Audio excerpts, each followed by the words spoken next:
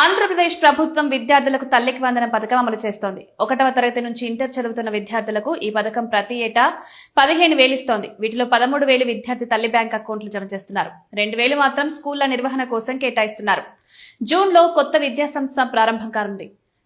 స్కూళ్లు కూడా మొదలు కానున్నాయి.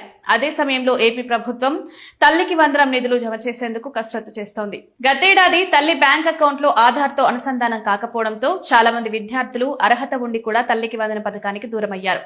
ఈ కారణంతో గతేడాది విద్యార్థులు తల్లి బ్యాంక్ అకౌంట్లో నిధులు జమ చేయలేదు. గతేడాది ఎదురైన సమస్యను దృష్టిలో ఉంచుకుని విద్యాశాఖ విద్యార్థుల తల్లులను అలర్ట్ చేసింది. ప్రతి ఒక్కరూ బ్యాంకుల దగ్గరకు వెళ్లి అకౌంట్ కు ఆధార్ అనుసంధానమై ఉందో లేదో సరిచూసుకోవాలని సూచిస్తున్నారు. ఒకవేళ లేకపోతే డబ్బులు అకౌంట్లో జమ కావంటున్నారు. తల్లికి వందనం పథకానికి అర్హులైన లబ్ధిదారులు సంబంధిత బ్యాంకుకు వెళ్లి బ్యాంక్ అకౌంట్ అప్డేట్ గురించి తెలుసుకోవాలని సూచిస్తున్నారు.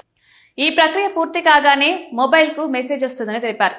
ఆధార్ అధికారిక వెబ్సైట్ UIDAI లోకి వెళ్లి మై ఆధార్ నుంచి ఆధార్ సర్వీసెస్ పై క్లిక్ చేస్తే Aadhaar link services option click చేస్తే లాగిన్ వస్తుంది.